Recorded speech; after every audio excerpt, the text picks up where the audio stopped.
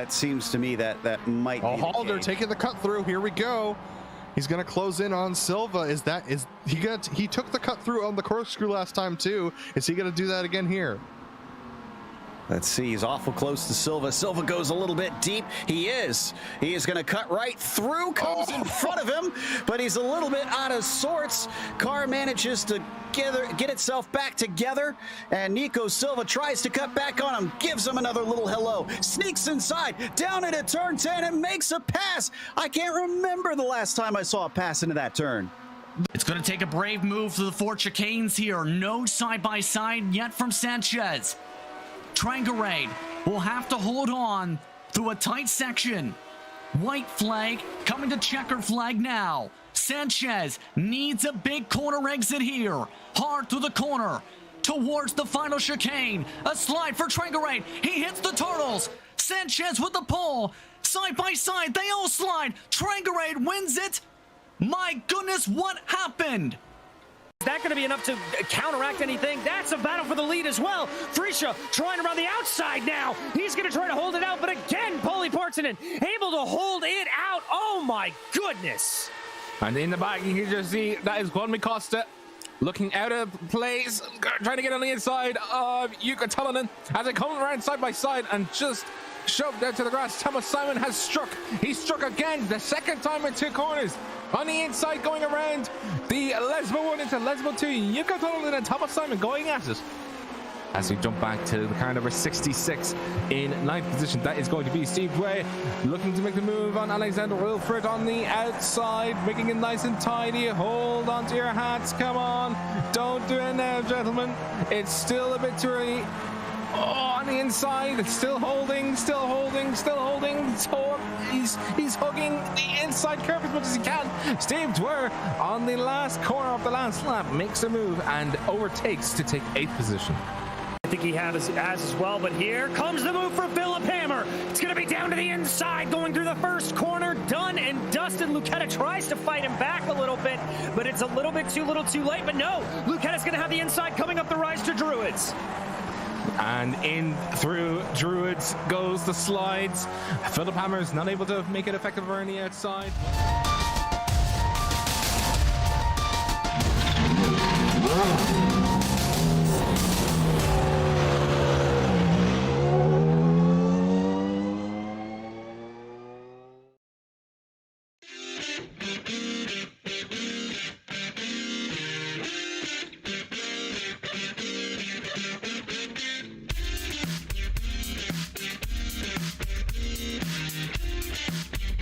The season has finished, champions have been crowned, and drivers finally get a breather.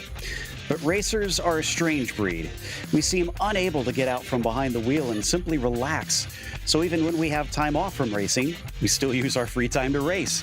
Such is the nature of today's slightly more relaxed event as we get ready to watch the Majors playoffs, and you'll see it all live here on the Global SimRacing channel.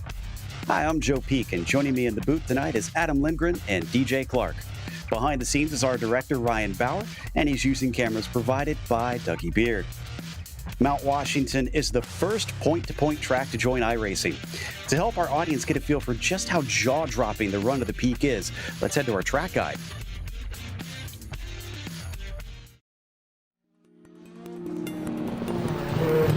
Welcome to Mount Washington Auto Road. Hosting hill climb events that predate both the Indy 500 and the Pikes Peak Hill Climb, this venue really is the granddaddy of all tracks on iRacing and has held time trial races on and off since 1904. This 7.5 mile or 12-kilometer stretch of road sits in the upper half of New Hampshire and includes both pavement and dirt for its surfaces. Drivers climb an impressive 4,618 feet from start to finish and will rise above the tree line over the course of the run. The corners are numerous, and the vast majority of them are both fast and narrow. So as you'd expect, tackling this place poses a serious danger to life and limb in the real world. While the virtual world won't leave you worrying about hospital costs, the fear is still ever present, knowing that a tiny bobble can leave you in the trees or off a cliff. Some eye-watering fast straights create some troublesome spots, such as the quick chicane just before the Twin Bridges, or the 6-mile grade dumping you right into the tightest and slowest hairpin on the track. that doesn't even touch upon the countless blind corners that require knowledge, skill, and bravery to get the most out of them if you're going for a record run. It may sound peaceful and angelic with its nickname, the Climb to the Clouds. However, this hill climb is anything but a joyful float to the heavens.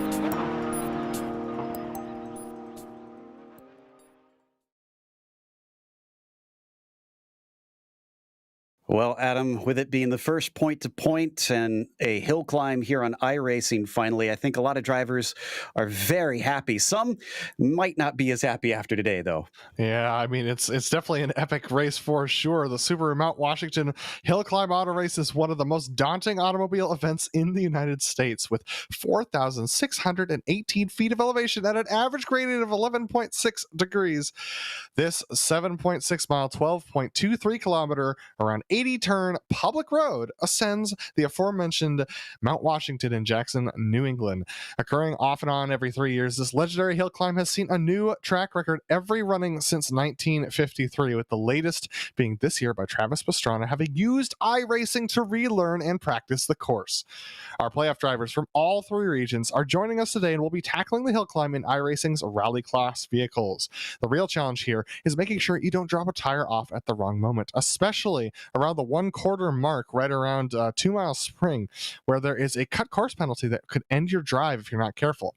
Once you make it past halfway, the trees fall away and you're left with a mix of dirt and tarmac and some very fast, winding roads with sheer cliffs on one side of the track, deadly rocks on the other. And if you think the hill itself is hard to tackle, DJ, why don't you tell us what chaos Mike has planned for the drivers today?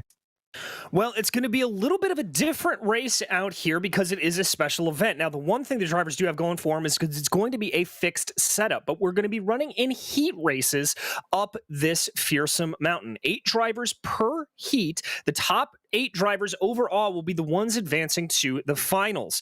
Now, drivers are out on circuit right now for qualifying, ostensibly, and they will be gridded in reversed seed order off of that. So we'll definitely see some interesting passing, let's say, going on at the start. And the biggest key for these drivers is that resets will be allowed out here today. Indeed, and as we watch the last of the qualifying rolling right now, Andrew Waring seems to be the quickest, and by some margin, Adam.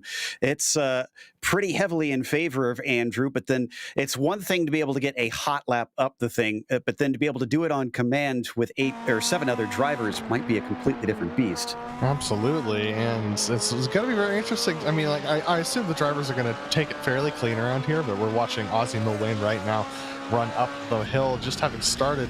This early section of the course is the one most drivers are familiar with, just because, well, you haven't fallen off the course yet.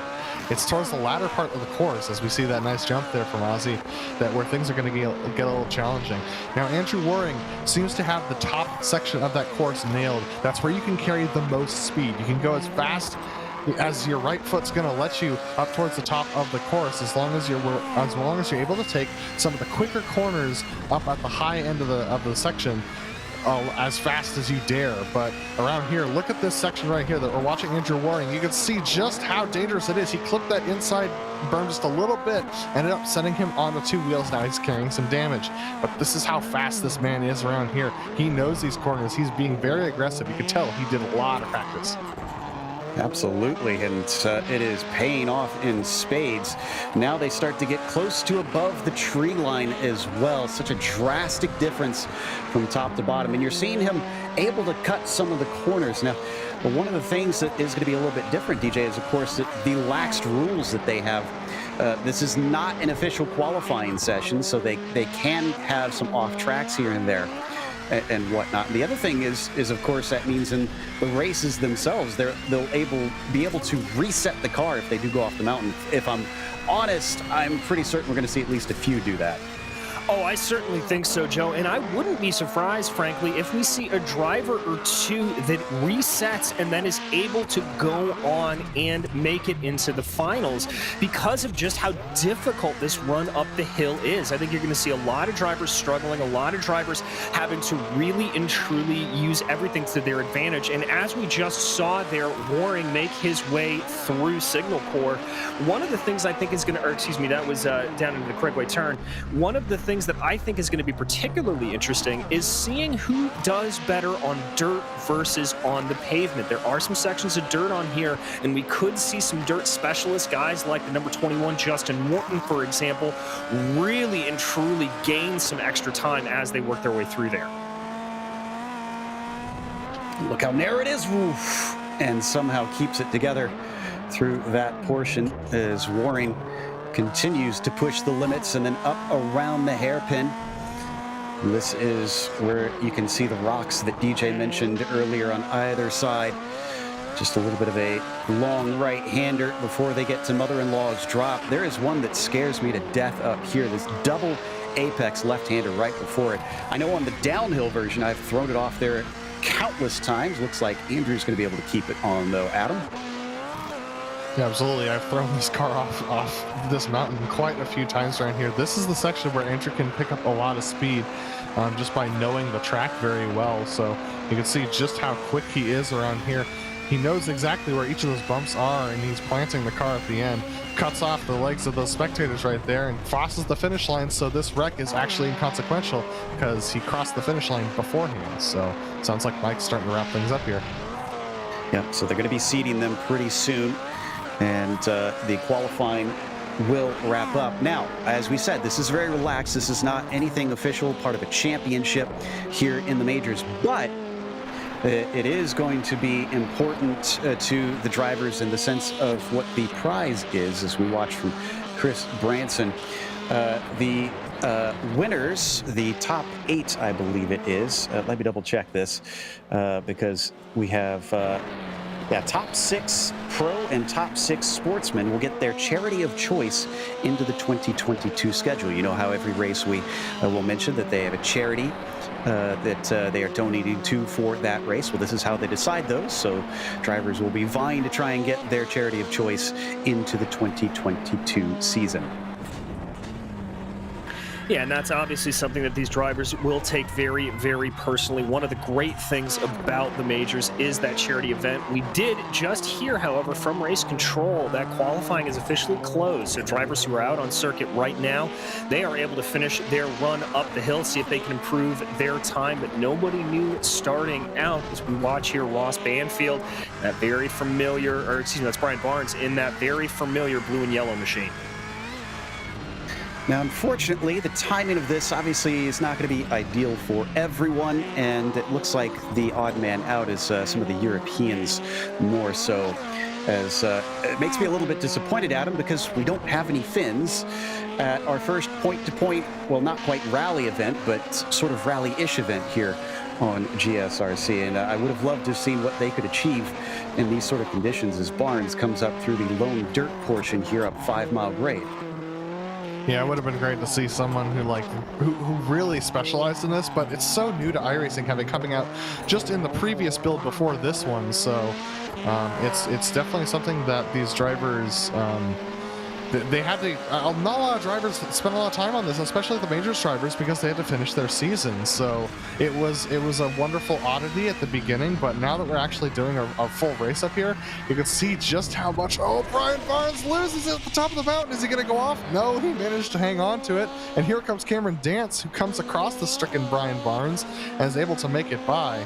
But that's what we're going to see over the course of this race. Now, another thing to note is, I think DJ mentioned this, but it's important to note, these drivers, if they do wreck off or if they get too much damage, they are allowed to reset during their 8-car heats that go up the mountain. So we're going to see a lot of drivers taking extra risks because they don't have to worry about resetting their vehicle.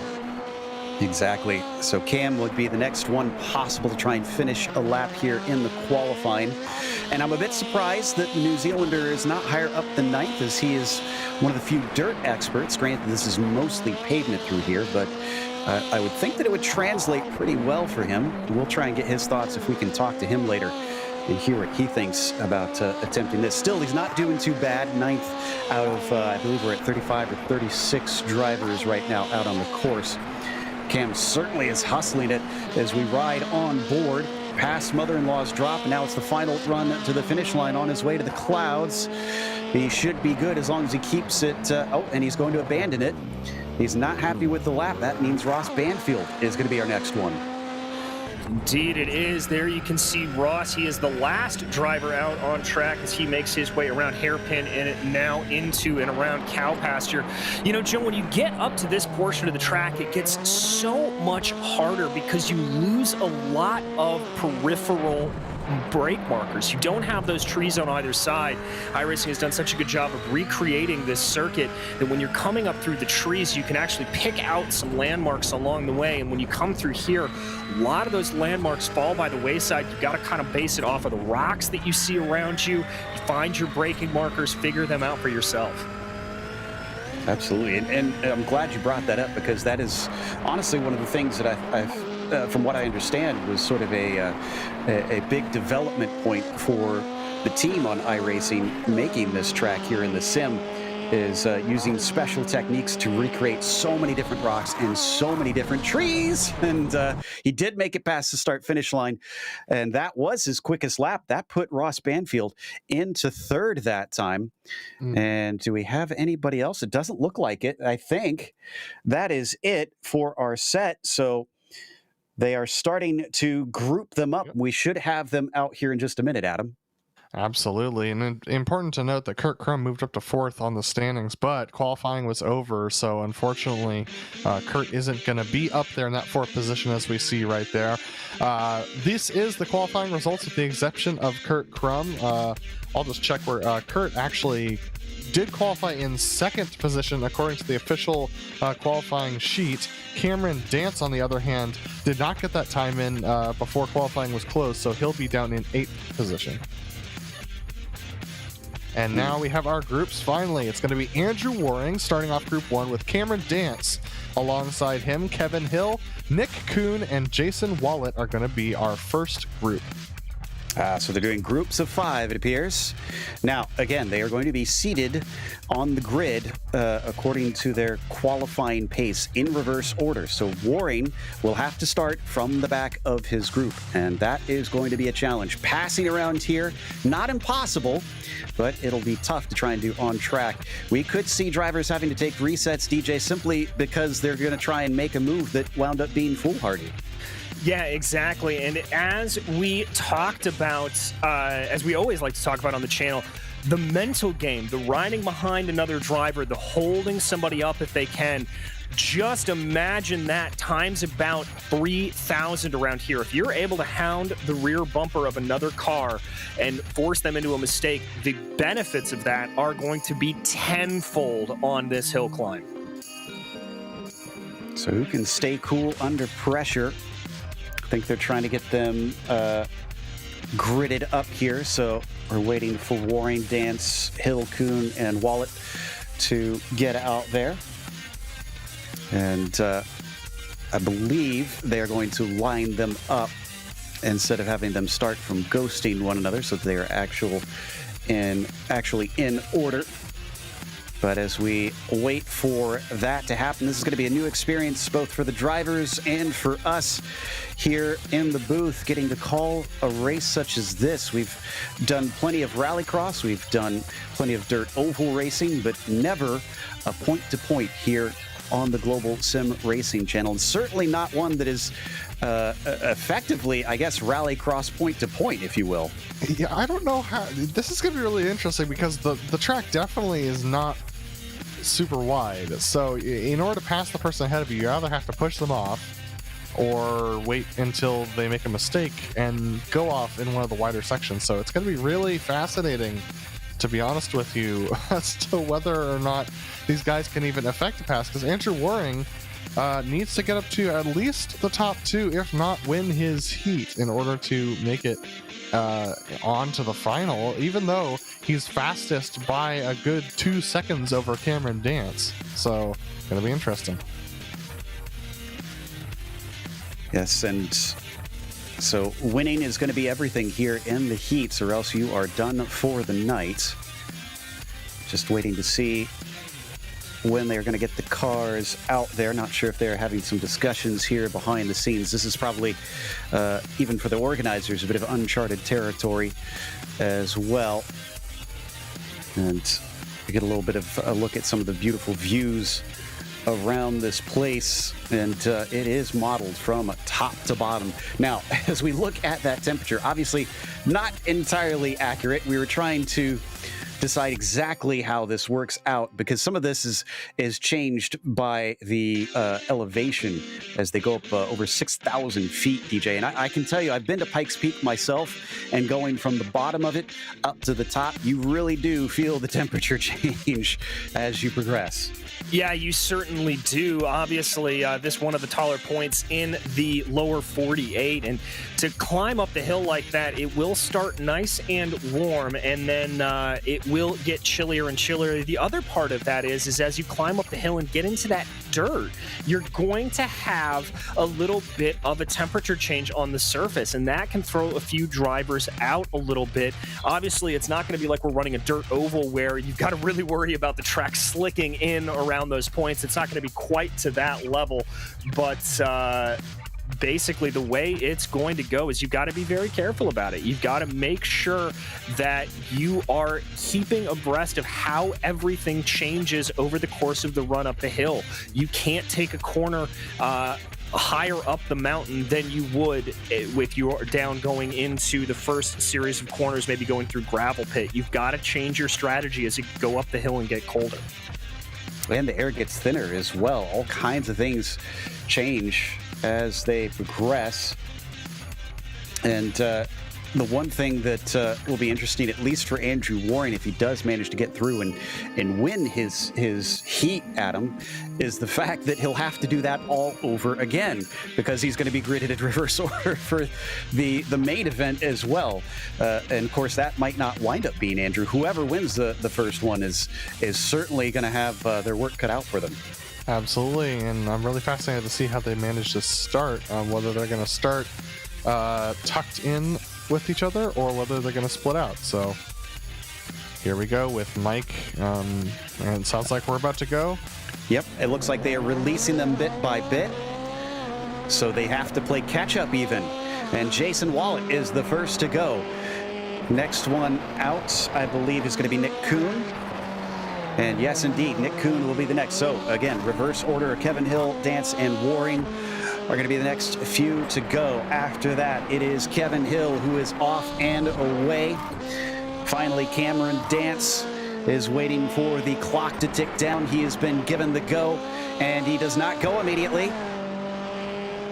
Looks like they're going to count down Andrew Waring then, and Cameron Dance. Now Cameron Dance starts to go, and he is now going to have an even harder time playing catch up as Waring, the last one up, but it is Wallet still in the lead.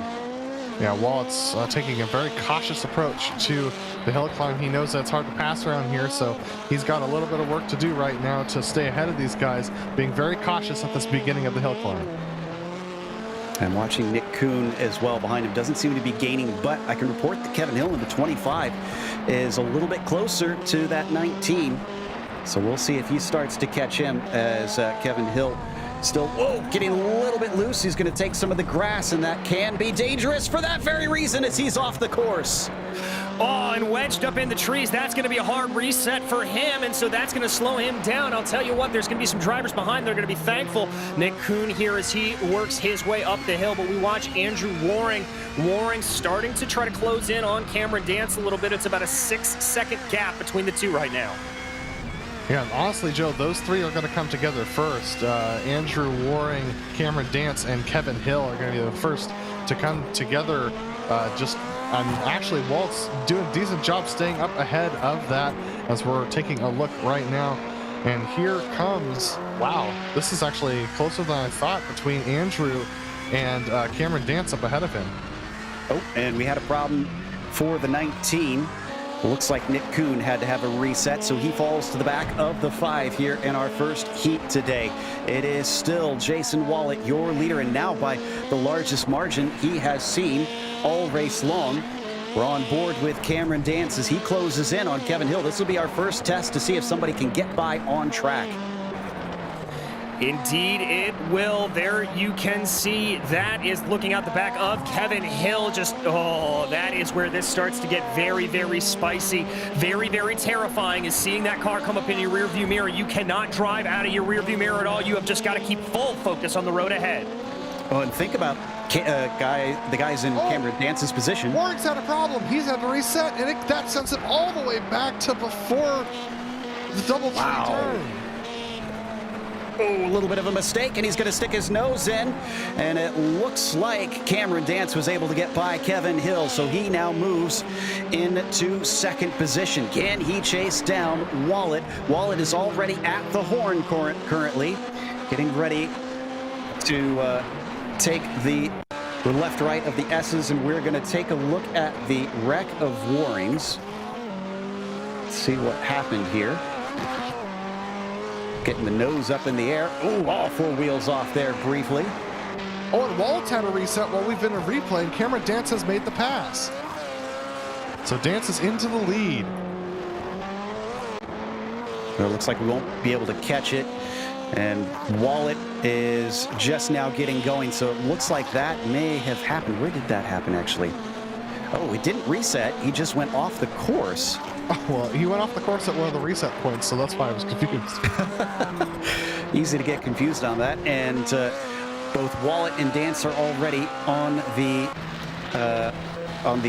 dirt portion of the track. This is 5-mile grade. This is from the perspective of second place Wallet. He's being caught by Kevin Hill. At this point, it's all for pride between the pair of them on who finishes where. Unless something happens to Cameron Dance, we can't count him the winner yet.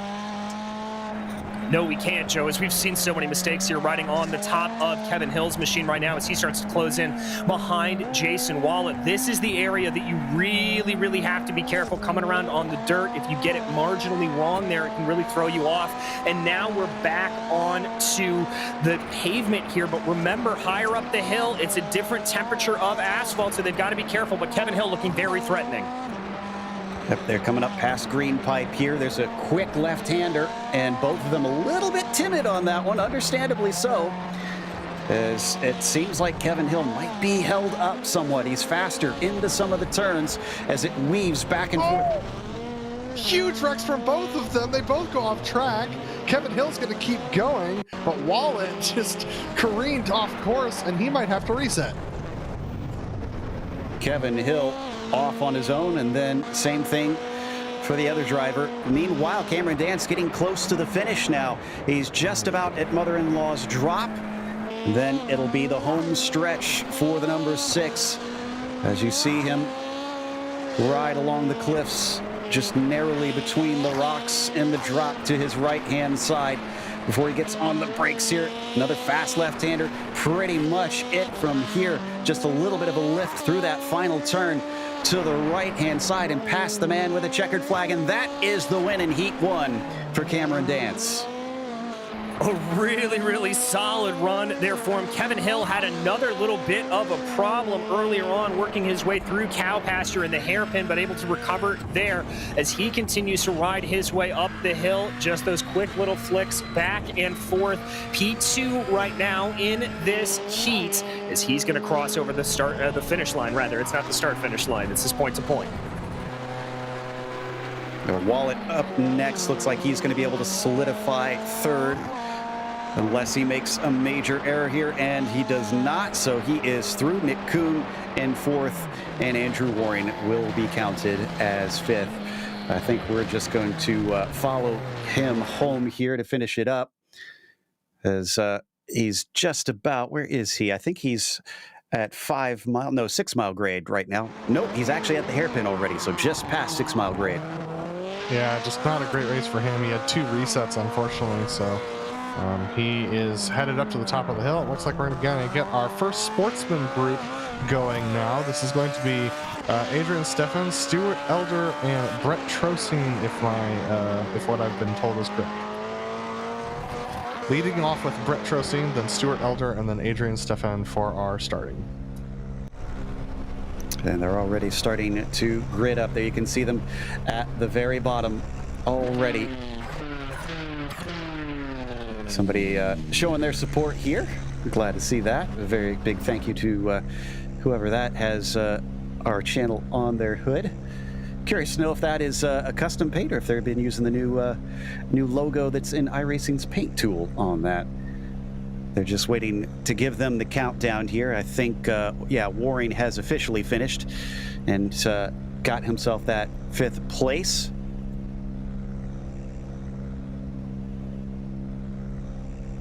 So, as we said before, it was Andrew Waring who will advance and will be seated in 8th when we get to the last race, the finale.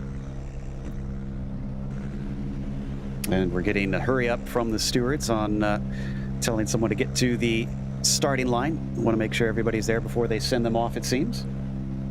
Yeah, it looks like we're just waiting here for Adrian Steffen right now, the lead-off driver. But definitely going to be interesting. And Adam, as we got back and going here, just absolutely crazy stuff. Mistakes really being the difference here between winning and losing. Yeah, absolutely. It's just the mistakes are really the difference between winning and losing. I think if Wallet wouldn't have made those mistakes, he would have been hard pressed for Cameron Dance to catch him. He probably would have caught him in the last 4 or 5 turns of the course.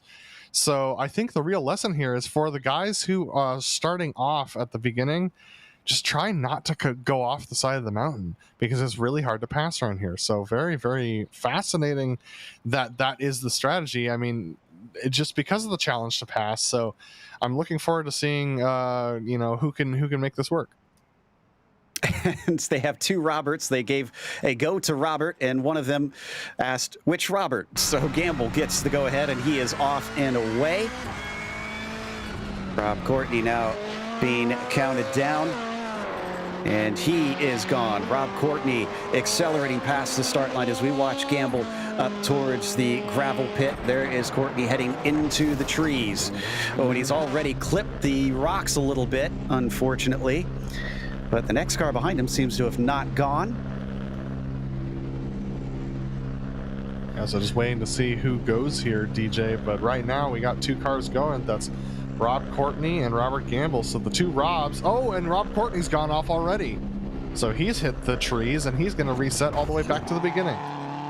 And Robert Gamble having the same problem there. Looks like he is going to have to reset as well, and that's going to be a total reset back to the beginning. So very tough running here for the pair of Roberts.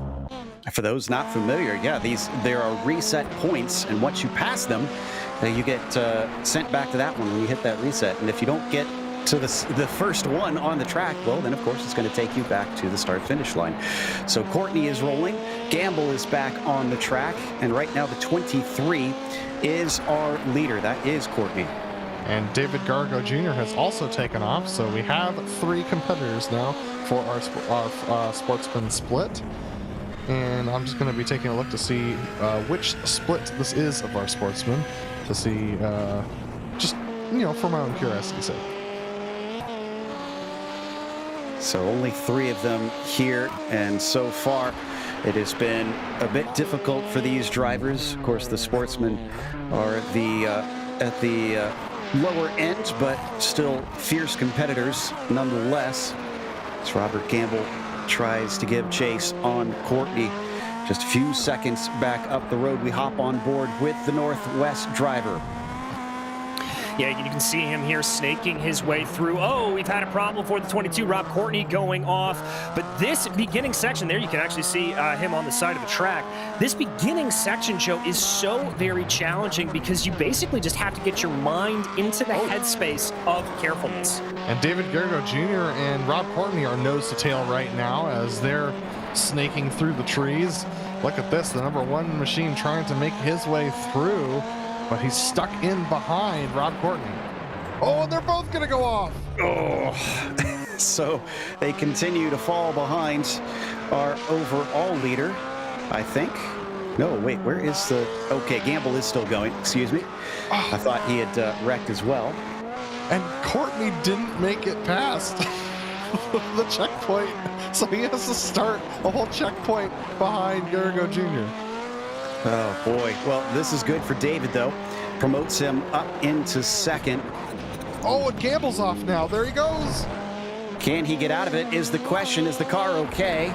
He's climbing back on the road. And it looks like it's rolling. It's handling okay. So Robert Gamble still your leader. Here's the replay on Gamble's little excursion. Yeah, it's a hard turn right there, DJ. It's opposite camber. There it comes. Well, it's going to come up in a moment here. Yeah, I've fallen afoul of this turn many a time myself. Same. Oh, and it looked like what happened there is he actually hooked the left front tires down onto that little slope down off of the left-hand side of the track, and that's what sent him spinning around. But crucially here for Gamble, he has been able to maintain that lead. He's about 6.5 seconds ahead of Gagaro right now, but Gagaro does look like he's closing. Yep, past the halfway house now for Gamble and for Gagaro. So just maybe about 4 seconds behind, it appears, something around there. As they hit the horn, this is another one where it tightens, it gets slower as you go. It looks like Gagaro Jr. is going to take it to at least a little bit of margin to the right-hand side to keep himself from falling afoul. And I can now see them on my screen with both in the same shot. Oh, but he goes wide into the tree. Oh, is he wedged? He manages to get out, so that's going to be fine, but that was very, very close for him. So able to get going once again, but he loses all that time that he had gained on Gamble. And poor Courtney is still way, way down the hill. In fact, I don't think he's even gotten up to the Twin Bridges yet. He's got some time to go, as we're already into the dirt now with Robert Gamble. Can he keep this ahead of Gagaro Jr., who seems to be quick when he can keep it together?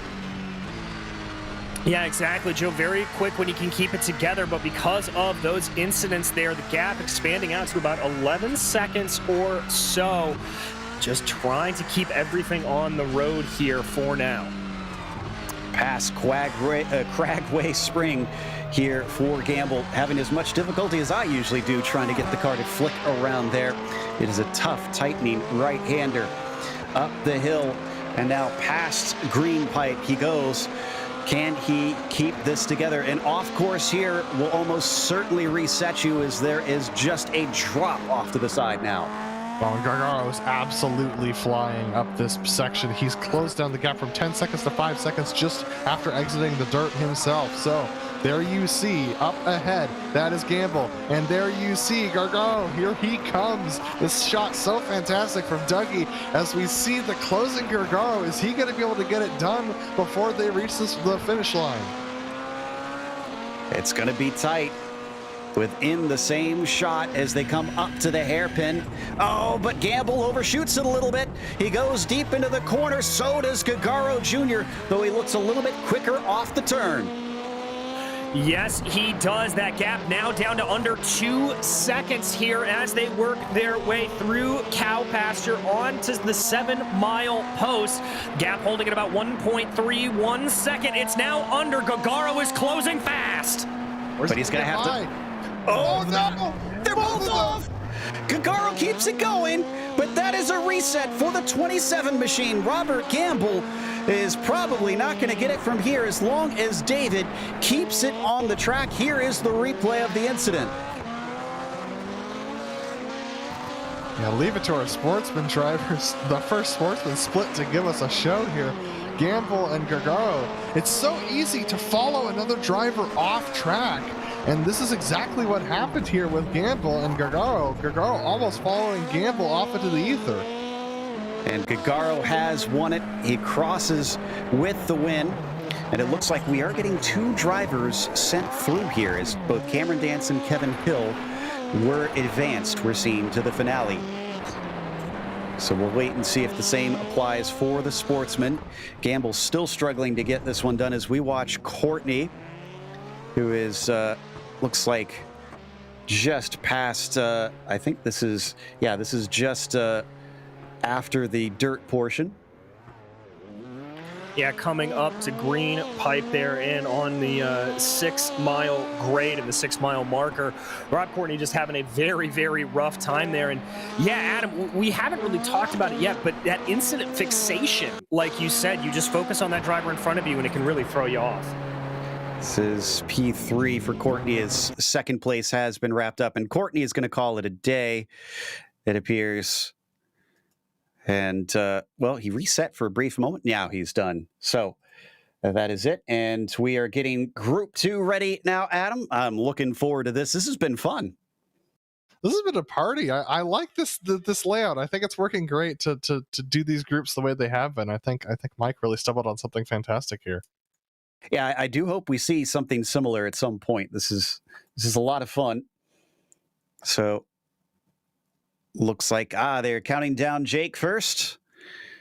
And off he goes. Jake Fox is your first to be released now. That's going to be Lynn Kinchlow second, Sam Harper third, Josh Wolf fourth, and Kurt Crum fifth. This is the second group for the Pros. So Jake Fox is launched, and now we've just got Lynn Kinchlow launched as well. Beautiful car for Lynn Kinchlow. And now Sam Harper has also launched from the line, so these drivers really tackling it quickly. Now it's going to be Josh Wolf launching, or I believe Josh. This is going to be Josh Wolf launching, and then we should get Kurt Crum. Oh, Lynn Kinchel's had an issue. He's off into the woods. Oof, but it looks like hopefully he should be able to get it, but no. He got low centered. He was stuck. So he has to restart from the beginning. That means the 08 of Jake Fox will be able to lead away to Sam Harper behind him, but Sam is catching quickly. Well, that's because Jake Fox had a big off, and there is some severe damage to the right front of his Volkswagen Beetle. But we check back with Lynn Kinchlow. This is an amazing view. This is VR from Lynn. So this is exactly where his head is pointing as you see him just peer through the apexes, what little you can around so many blind corners at this track. I can report that Jake Fox went off track. He's managed to get it going again, but the car is crabbing significantly, so he might want to take a reset. He's back to third right now. I almost wonder if it's worth him trying to get past that first reset, just so that it doesn't send him all the way back to the beginning. So Sam Harper now your new leader in the 52. Lynn goes off. Oh, another problem. His second one already. Jake Fox had another issue as we watch Kinch get it rolling at the least. And now Josh Wolf here is going to get himself into second place with that. Still a ways behind the 52, who has been slow but steady up at the front. Yeah, indeed, Joe. Sam Harper here with a very nice GSRC paint scheme there. But Sam just doing a very good job of not pushing the issue too much. He's got about a 10-second gap to Josh Wolf behind him. Josh is closing a little bit, but at the same time, with the top two advancing here, he is just going to try to be as solid and steady as possible and minimize those mistakes as he climbs up the hill. Speaking of which, we can confirm that Gagaro and Gamble were the ones that went through, and Sam Harper went into the trees. So he's trying to get it out. Unfortunately, he's going to also have to take a tow. He gets reset. That means our new leader is the number 20 of Lynn Kinchlow. No, excuse me, that is Josh Wolf. Josh Wolf currently leading with Kurt Crum, only about 6 seconds behind and closing. So Josh Wolf inherits the lead as he, just barely squeaks by there. Such a tight course around here. Jake Fox had another off, so drivers really struggling in this split. It seems like this is probably the most offs we've seen early in the stages. Almost looks like they're pushing a little too hard. Well, DJ, it's now just between Kurt and Josh right now at the front. They're a full quarter of the course ahead of our next driver, which is Sam Harper. And Kurt is definitely closing on Josh. It's down under 3 seconds now. Yes, it is. Really been able to try to pull that in there. Kurt trying to work his way this way and that. He is the one in the popcorn in the leading position here. There you can see 11 just trying to see what he can do. He's certainly catching up to Wolf. He's closing it down. And they're already approaching 5 Mile grade. This is onto the dirt. He can see his rival ahead, but unfortunately he won't be able to see much because now into the dirt, it's going to be kicked up in his face. And we saw from an onboard earlier in the broadcast just how low visibility is. Yeah, there we see the onboard. You can just see, you can't see anything right now. Can't even spot the track. So good thing he knows this place fairly well. Otherwise, I mean, I would have a hard time following another car up this hill when you're that close getting the dirt kicked up. But let's see how they take the next corner. Kurt Crumb taking it a little cautious, taking it a little wide. Josh Wolf only a second ahead. Now back onto the pavement. Here we go. Past Green Pipe, and Josh Wolf still has the advantage, but it looks like Kurt Crumb keeps gaining every other corner, just inching closer and closer. Neither of them willing to really get right up to the edge there past that little left-hander. We can see just how bumpy it is, how many leaps the cars take. There's some spots here where they'll get four wheels off the ground like that. That was Josh Wolf playing it fast and loose with the jumps. My goodness gracious, that was tight. Now they work their way here into the hairpin. Both cars slowing down. Oh, that checked up Kurt Crumb.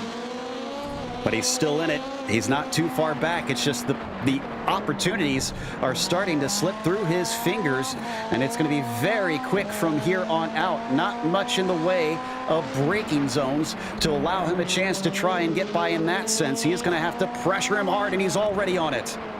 Pressuring him really hard. Oh no, he takes it a little bit too deep, and he's going to have to three-point it out of there. So unfortunately, Kurt Crumb parks it. This is going to be pretty free for Josh Wolf. He just needs to keep it straight and level as they come across the final section of the course.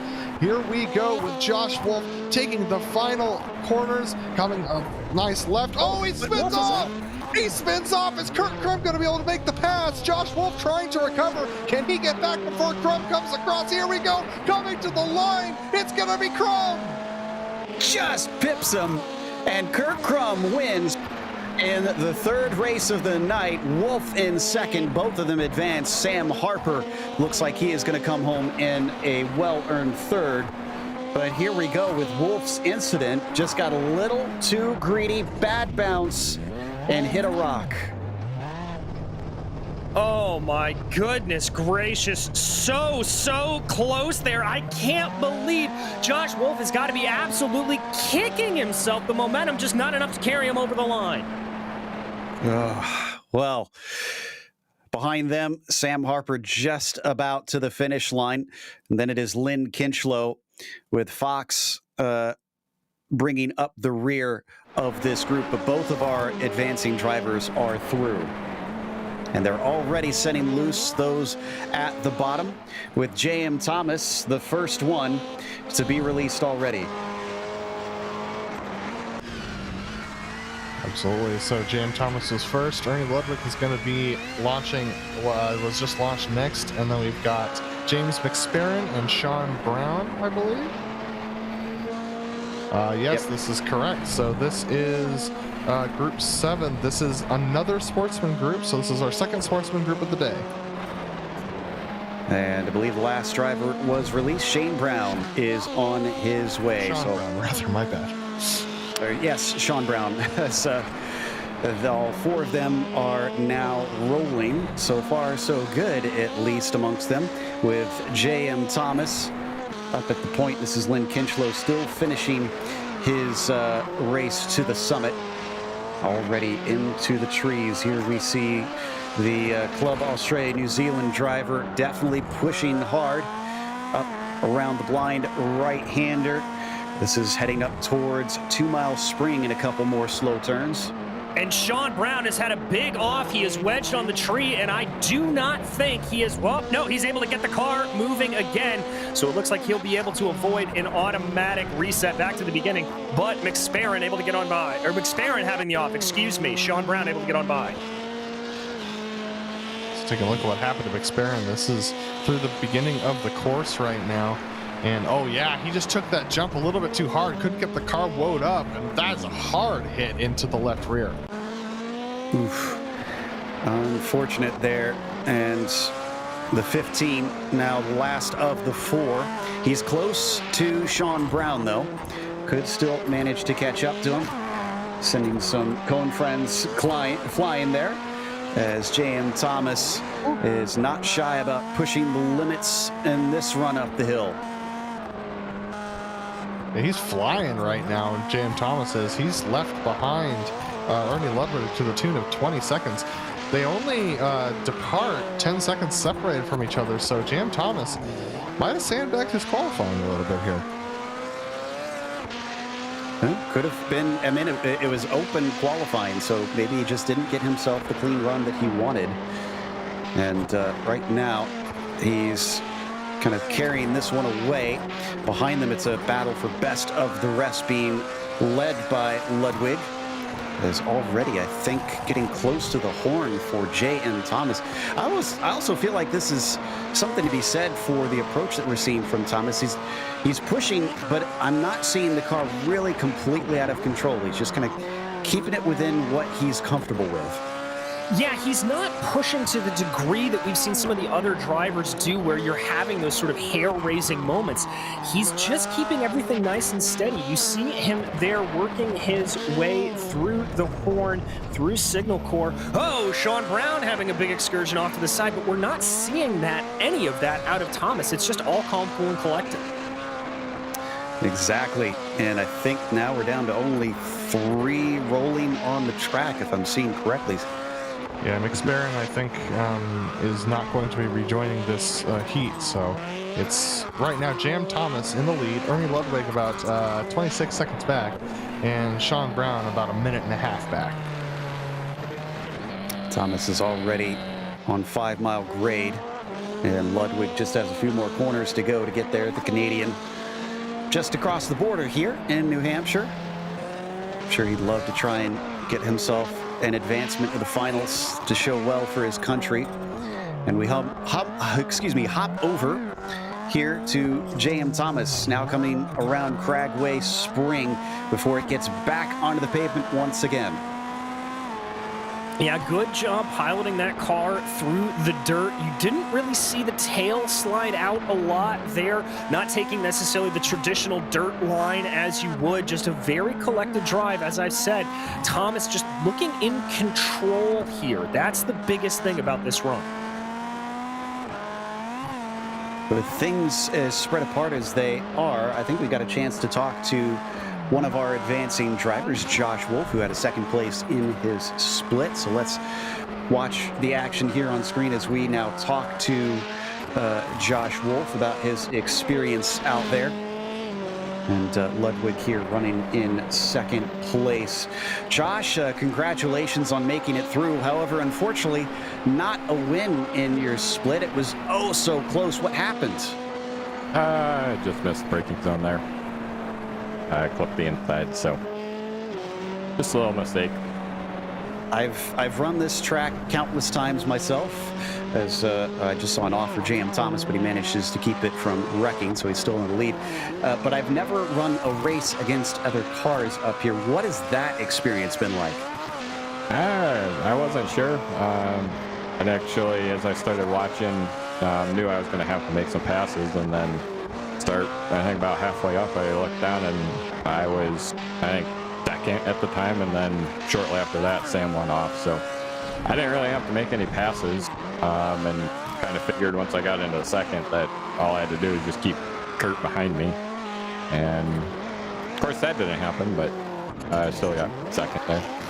There we see some celebration from Thomas, who just took the victory in this heat, and off the edge he goes. Ernie Ludwig still continuing to progress his way up in his Beetle. So what are your thoughts then going into the finale? Do you take any tips after that forwards, or any you feel like at least letting the audience aware of? I think just kind of listen to what you're talking about with JM, kind of what I did on that one until the end. Just kind of take it easy and try and stay on track. I think that's going to be your best bet, finishing, and then see what happens after that.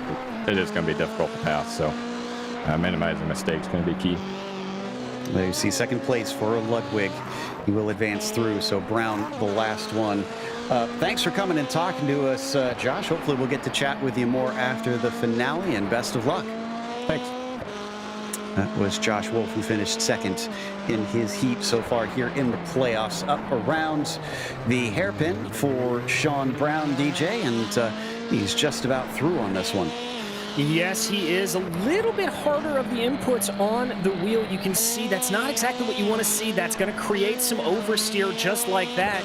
You want to be really smooth through the corners. You don't want to really jerk this Rallycross car around, but yeah, he is going to call it a day. And we got our next group coming up. Wayne Hutchison, Brian Barnes, Gavin Barber, Thomas Hinz, and Ross Banfield going to be racing in this one. Glad to see Brian Barnes out there, one of our drivers in the Masters category. Those are the drivers that have a little bit of age underneath them. And we have our first driver released now, Wayne Hutchison, on his way. Yeah, Wayne Hutchison with a good opportunity here. The lead driver has had some great success over the course of these last couple heats, so if he could just keep the car clean and nice and smooth, he's going to have a good opportunity to win this heat. Barnes is on his way now. Next driver being counted off, Barber given the release, and he accelerates off. One of our Ford Fiestas running out there today. A very popular car, very fast car, it seems, amongst the drivers. They were free to choose whichever one they wanted coming into the session, but it is fixed setup. Yeah, and DJ, we were talking a little bit before we went live about the car differences here, and normally the Subaru seems to be the car in Rallycross that is the most powerful, that is the best car to be driving. But it seems like here that on the pavement, and with the majority of this track being on pavement, the Ford may just have a little bit of an edge in those sections, so that may be what is causing so many drivers to pick that blue circle. Boy, Barnes is catching up to Hutchison pretty quickly as we watch Hinz here flying through. And here is on board with Brian. Back by a little bit. Can't quite see him up the road yet. Maybe if we get a long stretch here. Yeah, Brian, there he is, just showing up in his front window now. Brian is really pushing this thing. He's trying to get that pass done on track and pressure Wayne into a mistake. Wayne just running his own line here, so it's going to be a challenge for Brian to get by, but here we go with the two of them, and it looks like Wayne's going to pull over and let Brian make the move. I almost feel like that's the right way to go. No reason to try and risk both of your cars if you can keep this second place. He knows he's still in a transfer position right now, and they've got a pretty big gap down to third place. That's Gavin Barber, who is nowhere near to challenging them currently. No, not at all. Gavin, very, very far off the pace in that machine. You can see him there just working his way around the cones, trying to go. Oh, we got it off. Wayne Hutchison, he's down the hill. Oh, no. Is he going to be able to get out? He looks a little bit stuck right now. If we could see him. There we go. And Gavin Barber's already by, so unfortunately, regardless of whether he gets out, he's in trouble. Here's the replay on the incident. Let's see. We've seen a lot of drivers clip the grass, send themselves off. Is this what the dog bear driver did? Yes, it is. There's a big bump on the inside of that turn. You want to take the outside going in there. You want to take it a lot slower than you think, because that bump really upsets the car. It upsets every car I've driven up this mountain. I've driven everything from the Formula V to the Pro 4, and that turn is a real deadly machine. So Gavin Barber now in the second position, and he's got Thomas Hinz closing in on him. Hinz, a very strong driver in the International Series. Barnes is certainly sitting pretty. He's already passed the horn. And here is Gavin Barber now in the transfer spot, trying to keep away from Hinz. And poor Wayne Hutchison was sent way, way back on his reset. He has a long ways to go to catch anybody out there. Barber's starting to potentially feel a little bit of the pressure now, as Hinz is closing up enough that I think he can see him from inside the cockpit. Yeah, he certainly is closing. He's been able to get that gap under 3 seconds. There we look overhead on the 32. I think, yeah, there you can see it. Just how much Hinz has been able to close up on Gavin Barber as they cross over onto the dirt. Yeah, this is for a transfer spot, remember, so Hinz is going to be pushing as hard as he possibly can to put that pressure onto Gavin Barber. It's going to be a real challenge, but look at the dirt. This is so challenging for any driver to be tucked in behind another driver coming up this hill. Look at how hard it is to see out the front windshield. And more than that, let's not forget that the windshields do get dirty here in the sim. They try and simulate as much of the experience as possible. And we saw his window wipers go. I believe my last time that I hopped into these cars, you do have to try and map a button to set those off. Otherwise, they don't. I don't believe they go off automatically. Oh, sounds like there is an auto setting. Maybe I need to try and figure out where that is on my machine. Here comes Hinz. This is very close, DJ. He's really closing the gap here. Uh-oh, there's a mistake, and he's off. There goes Barber, excuse me. Yeah, but here's the thing. Hinz can't rest on his laurels. Banfield is only 3 seconds behind, so Hinz still has pressure from behind as well. Yeah, he certainly does as they climb up green, pipe there, and go ready themselves for the hairpin. Banfield closing with a full head of steam. He's got that under 3 seconds right now. The gap hovering at about 2.8. This is going to be tight, but not so for Brian Barnes, who is just past mother-in-law's drop right now. There you see him on screen. The 10 machine may have been sent out second fastest, but looks like as long as he can keep this together up the home stretch, he is golden. And indeed, past the flagman, a victory in this heat for Brian Barnes. Hinz still has a bit of a margin, but not much. Very close between the two drivers behind, and I think it's going to be Hinz as long as he can make the last couple of turns right. Here he comes across the line. He is going to hit that transfer spot. Banfield just couldn't catch him. Sends it off the mountain in his hopes of maybe getting something desperate. So Barber in fourth, and unfortunately it looks like Wayne Hutchison is the last one in his split. It looks like he is back out there though, so 17 still giving it his best. Listening to the stewards here.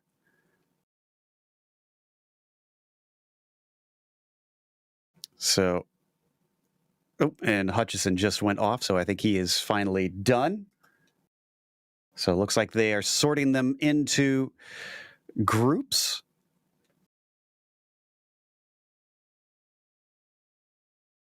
Our director saying that I need to do ASMR. I feel like I should do public radio. I don't know about you guys. I could definitely hear it. You've got that nice little NPR cadence to you there, Joe. That very nice. Listening to some smooth jazz this evening here as we...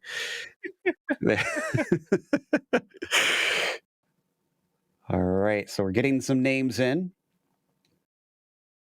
Looks like the pro split is Brett Trocine, Stuart Elder, Adrian Steffen, Stephen Paulson, Ozzie Milwain, Chris Sherburne, and Chris Branson.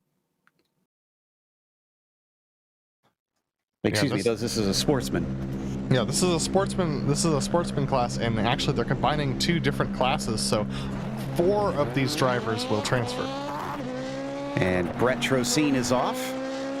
So he's the first released here in the 944 Beetle.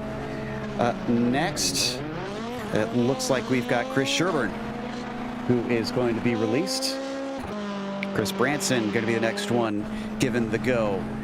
And he is on it. A lot of Beetles here in this group.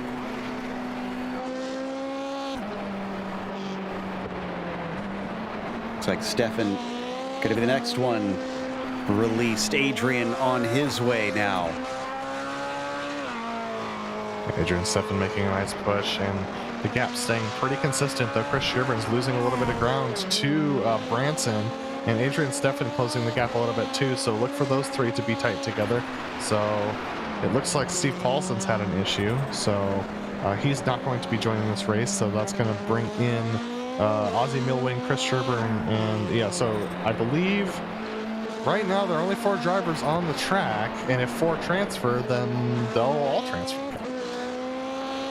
Well, that's good news for them. It eases some of the tension on trying to make it up the hill.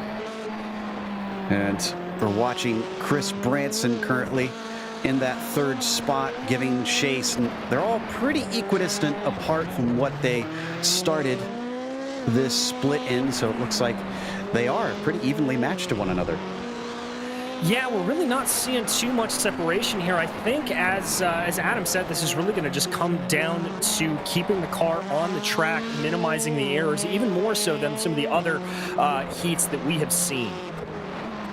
Well, if everybody gets through, and it's mostly Beatles, this is a bit of a love fest for the love bug today, as Brett Trocine leads the way past Nico's bridge and continuing to climb. Also found it interesting how they have branches hanging kind of in the way at parts of this track. Just gives that little bit of extra flavor like you'd get at the real thing. Feeling very natural and maybe slightly unkempt. Absolutely. So one gap that is closing is between Adrian Stefan and Chris Branson, actually. Those two are closing. It's under 3 seconds now between Stefan and Branson for the final step on the podium for this heat.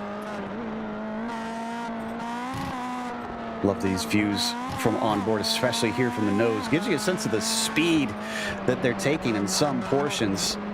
This is a scary track, I think, not just because of the sides, as we now start getting close to a pass potentially between Steph and Branson, but it's the fast nature of this track, I think, that scares me the most, and Branson just went off. That's a big one. Yeah, that is a big one. He's got himself wedged up onto the side of the hill, able to get back and get going, but cracking a little bit under pressure was Chris Branson with that assault from Adrian Stefan coming up behind him. And this is just how easy it is to make a mistake around here, Joe. You get just a little bit wide on one corner. You start thinking about, why was I wide there? And it starts to get into your brain. And so as you start coming down the hill, you just hit one bump the wrong way, miss a turn, and off into the woods you go. Well, at least he's able to get rolling again. But it is still the 944 of Trocine who leads, and he's been pulling away. Looks like Chris Sherburne not able to close that gap. In fact, Stefan has been doing a great job of picking his way through. Obviously, he got past the stranded Branson there briefly, and he might be able to get a view of Sherburne here in a moment, especially up through 5 Mile Grade where it opens up. Yeah, here we go. Yeah, you can see the dirt getting kicked up there by Chris Sherburne up ahead of him. And Adrian Stefan's been able to pull that gap down to about 2.5 seconds. So a really, really great run for Adrian. Those windshield wipers working furiously, trying to help him out. And you could really see, I love being able to see this on board, because the biggest problem is when you got all that dirt getting kicked up in your face is you lose the braking marker. You lose some of that peripheral vision that you need when you're looking up ahead. Oh, I think he took that corner a little more narrow than he would have liked to, but able to pull it off well was Stefan. Yeah, you got to remember, you can hit those trees on the inside, so you don't want to get the car spun around. This is, well, I was going to say this is for the transfer spot, but all four are supposed to be going through. This is for pride in that case. Stefan has got himself a lot of pressure on Sherburne now. Can he elicit enough of a mistake like he did with Branson before? Oh, both of them hopping over the crests. This is very close between the two of them. If Stefan can get this done, he'd be the first driver today to make 2 passes on track, even though, I mean, realistically, Branson had, went off track before he got there. But, oh, that was a little bit of a shallow corner. He didn't quite get the braking the way he wanted. This is going to put him behind by about half a second going up the hill. Here they come onto the flat. This is my favorite part of the course. Last time we saw it this close, we saw 2 drivers slip off the cliff. One made it, one did not. Will it be a bit of the same? Adrian is pushing hard now. He is about a car length back from him, but he can't find a way to go. That was Trocine. Trocine got spun around. That puts Sherburne in the lead. Oh, Trocine's on his lid. This is going to give an opportunity for Branson to make it by.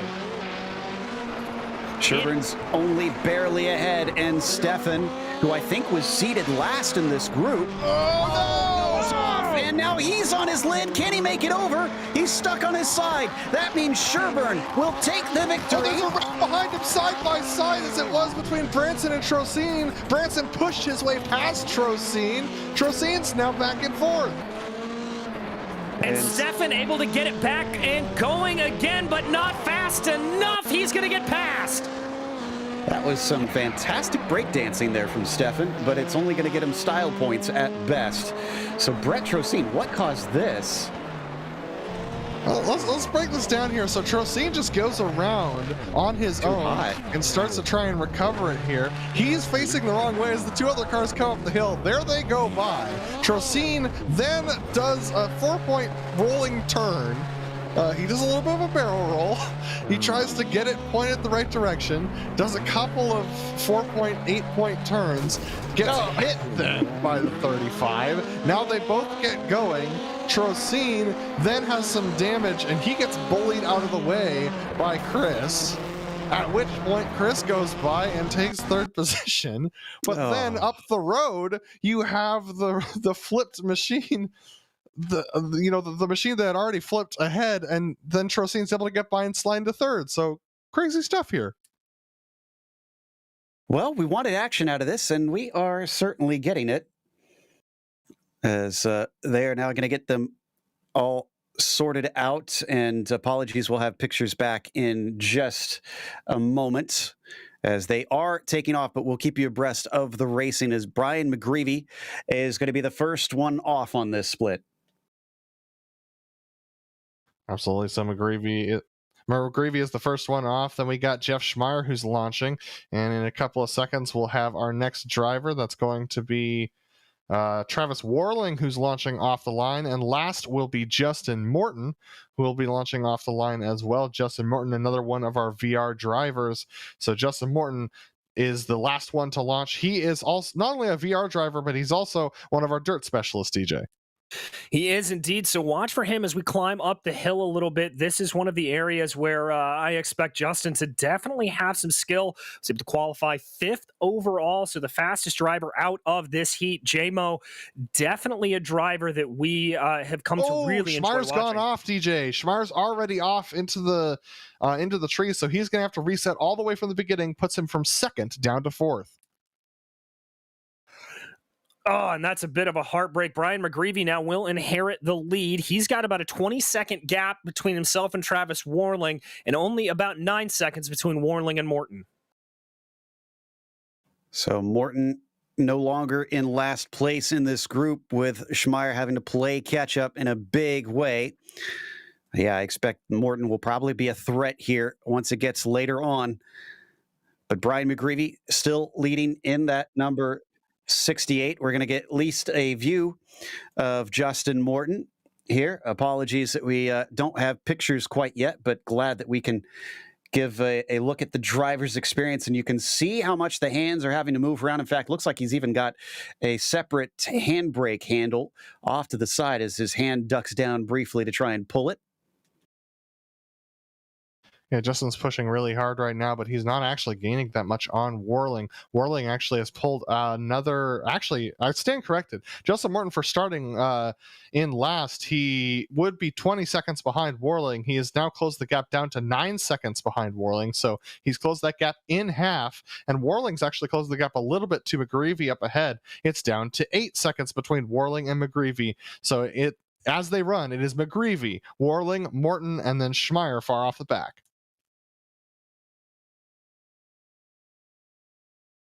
Hustling through here already to the Twin Bridges for Brian McGreevy.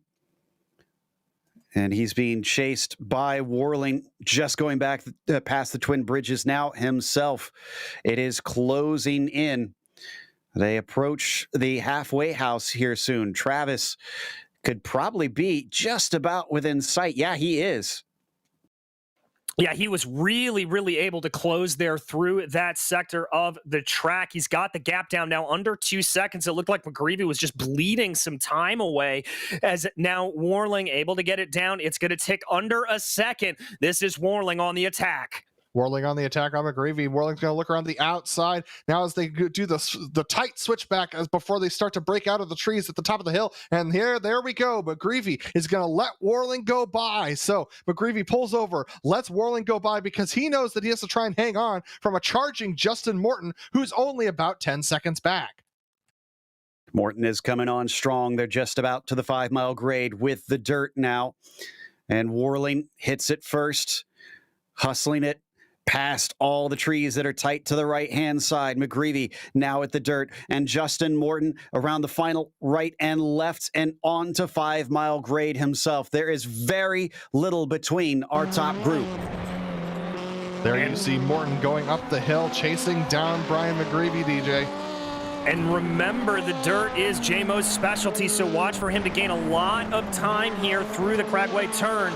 I would not be surprised if we see a big chunk fall out. Indeed, Justin Morton just gaining. It's hovering about 3 seconds. Morton now up towards Green Pipe, and he can see McGreevy in front of him. McGreevy losing touch to Warling. This is where it's going to be tough, Adam, as Morton not only has to try and catch the leader, but he's got to pass a car before he even gets there. Well, he only needs to get past McGreevy because he only needs to get into that transfer position. So McGreevy's not going to want to let him go by because of the transfer position, so it's not going to be quite as easy for Morton as it was for Warling. So Morton's going to make a really good opportunity. The best chance is going to be at this hairpin, closing in just at the top of this twisty section up here. So Morton just hanging out behind. He's going to have to try and make a late-breaking move to the inside. It's not so easy to do in these rally machines. Let's see how he does it. Is he going to try and go on the outside here? He's still waiting. Look at this. McGreevy very slow at the hairpin. Can Morton get anything done? He looks up the inside. He's going to send it deep. He's going to try and go on the outside, but he has to back off and let McGreevy take his line. Oh, but he's got him on the ropes now and a little bit offline. It's just so narrow he can't seem to find a way through. Picking and poking, trying to see if there's anything in it. And up to mother-in-law's drop. This is going to be the battle for second because already Travis Warling. Oh, no! Stretching both of them wreck. JMO tries to get it going. He's going to go over the rocks. He's going to get it back on track, and he gets it pointed in the right direction and powers away. McGreevy still trying to recover.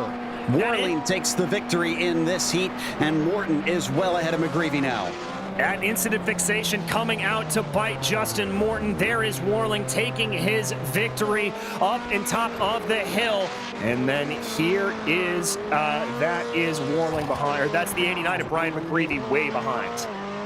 Past the checkered flag for Justin Morton and Brian McGreevy across as well. So Schmeier last on that group. What an epic race that we were able to witness as Justin Morton just was able to close in on that 4-mile drive. Such a great work from Justin Morton to make that work on the dirt there. And it sounds like they are announcing the Sportsman Finale. So and they're doing this first, and Brett will be the first one released. After that, we go off to the pros. And again, top 6 finishers in each will get to choose the charity they want for one of the rounds in 2022 of the majors, which means only one of the drivers in each. No, only one driver overall, because I think we've got 7 and 6, it looks like. Yeah, so we'll have a lot of cars out on track here for this, but rest assured with all the action that we've seen, I cannot wait to see how these finals work out, Joe. Cars look like they are getting ready to grid up here, and we're waiting for the drivers to find their way out there so that they can start releasing them. And this is the first of our 2 finales, one for Sportsman, one for Pro. The drivers now have experience trying to get up the hill and race against one another, but they will have slightly more cars than what we saw previously. We're just taking a look at Stephen Paulson, who's taking his car from the bottom of the track to the top so you can see who finishes up there. Just take a nice chill drive up because he didn't get an opportunity to run his heat. Unfortunately, he had a disconnect, so he's currently just running his way to the top. Well, eventually, just had a little bit of an off. However, they are now calling the drivers in, so I assume that is the last call to try and get on the grid, and Brett Trocine is the one that needs to be up first. Looks like he had a bit of a connection issue himself.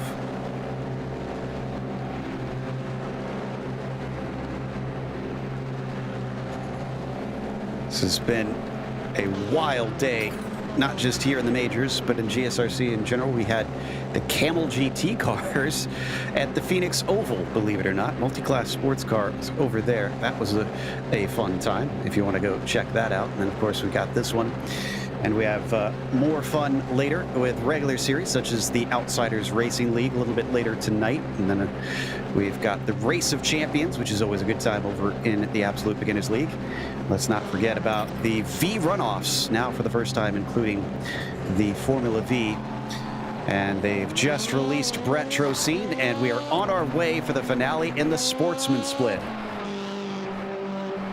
Absolutely. So Brett Trocine will launch off the line first. Next up is going to be Chris Branson, who's coming in second place. Then we've got, it's going to be, I believe, Ernie Ludwig. Let's see what happens here. That is the car in 29th. That is, in fact, Ernie Ludwig. So this is going to be the Sportsman Finals. The top 6 will get their charity of choice placed on one of the races in the 2022 Major Series season.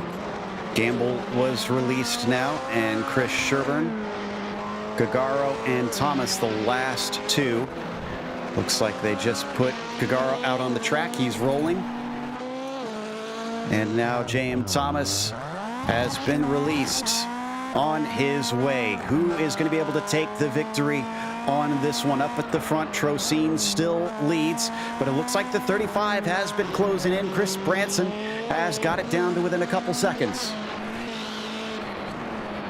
Indeed, he does. Branson definitely starting to close there. It's about 6 seconds or thereabouts. So a little bit of a lead, a little bit of a battle starting to shape up there for that position. Also seeing a little bit of Gamble potentially being able to close in on Ernie Ludwig.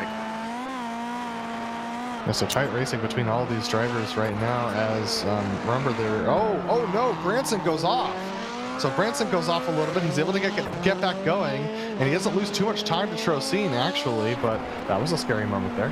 Yeah, I think that was just before 2 Mile Spring that he found himself sliding into the grass. That's a good place to do that, honestly, because there's a little bit of a grass runoff to the outside that you can see right here. Oh, just glanced the trees.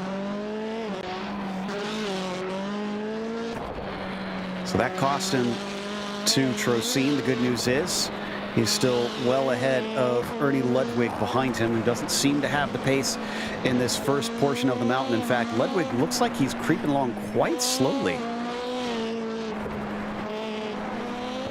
Yeah, I'm not sure what's going on with Ernie. He's already lost about 2 or 3 seconds back to Gamble. It just looks like he is slowing up. An issue, he's off. Yeah, you're right. Oh, and Ludwig just spun it as well. There you see the Canadian facing the wrong way, has not taken a toe. And our leader's gone off too, Trocine. And Gamble as well. They're all going off at the same time. Is it raining in the sim? What's going on? This is very bizarre. Branson is currently the leader, but he's still trying to get the car facing the right way. There we go. Now he's on it, but he's being approached right now by Brett Trocine, who's looking to take that right back. Yeah, the bow tie machine looking a little bit worse for wear at the front end of that machine, with Brett Trocine closing in behind him. So you got a 2-car battle for the lead of the race right now. Then it's Chris Sherburne and Gagara Jr. who are tight together as well, with J.M. Thomas closing in behind them. J.M. just having a moment himself over 2 bridges, able to keep it together. And those are last of our transfer spots. So J.M. Thomas would, transfer spots, J.M. Thomas would be the last of our charities to be considered. And Ludwig got sent to the very back, unfortunately, because of his incident, and Branson just went off. A little bit of a problem at the switchback. Trocine closes in, but doesn't make as much as I would have thought. No, he doesn't, but he's still got some area to go. Remember, we are crossing over here onto the dirt section right now, so that may favor a little bit to Trocine. You just see him there, not looking too aggressive over the jumps, just trying to keep it together for Brett. Brett doesn't look quite as quick as Branson. He starts to edge away from him. That battle for third, though, is getting ever closer. Gagaro seen Sherburne big in his mirrors, and Thomas also trying to fill up those mirrors of the 135 of Chris Sherburne.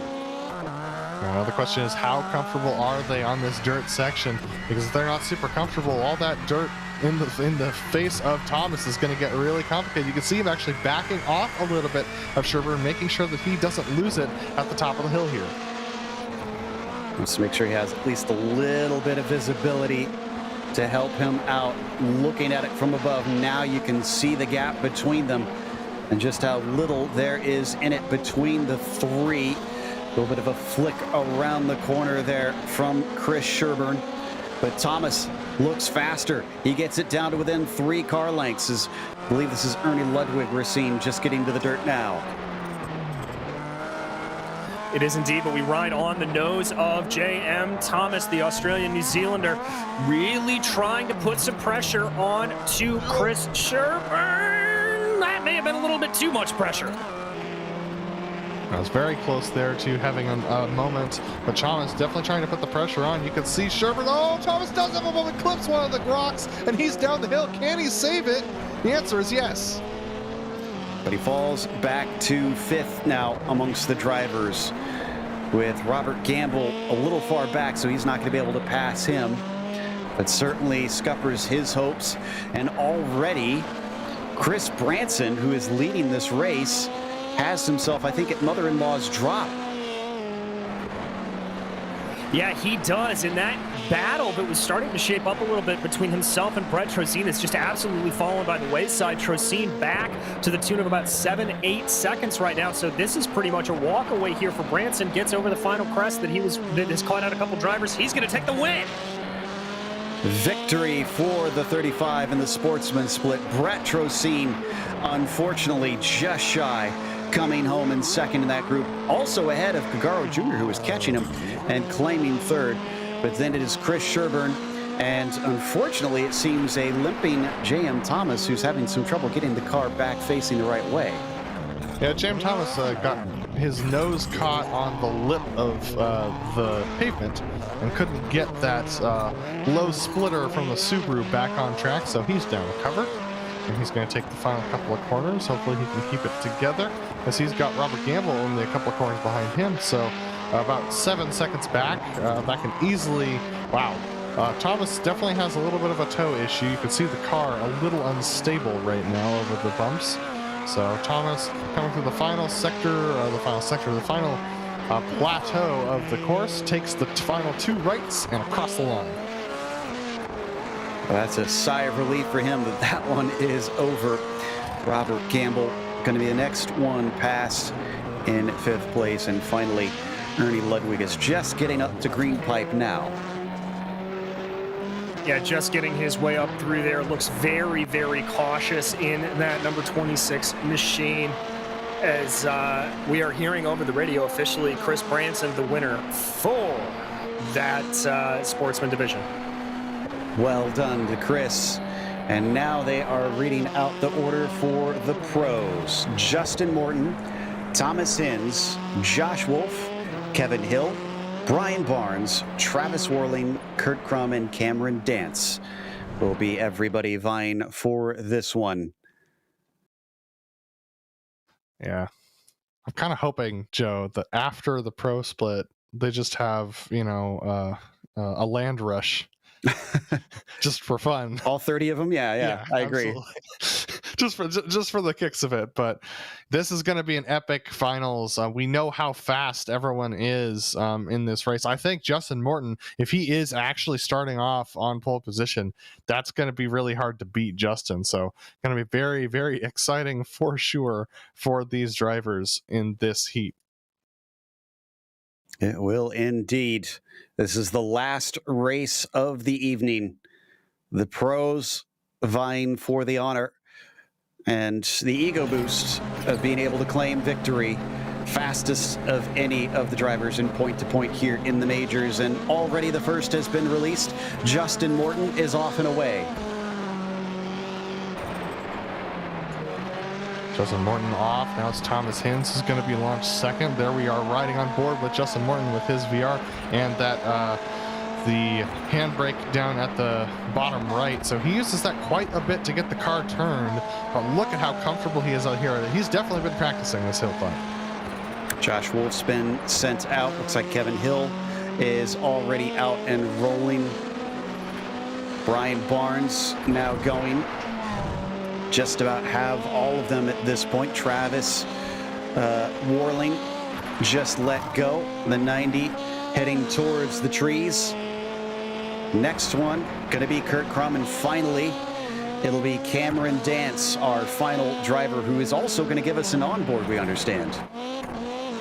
And Kevin Hill's already had an issue, so he's now recovered, but he's got heavy pressure for Brian Barnes. There's Cam's on board. This is a whole different beast than what he's used to driving, and this is going to be an epic drive for him for sure in that monocoque. Is that part of an open wheeler that he's got surrounding him? Absolutely. I love it. I love to see what creative things people can do with their sim rigs. But up at the front, it is Justin Morton currently in the 21.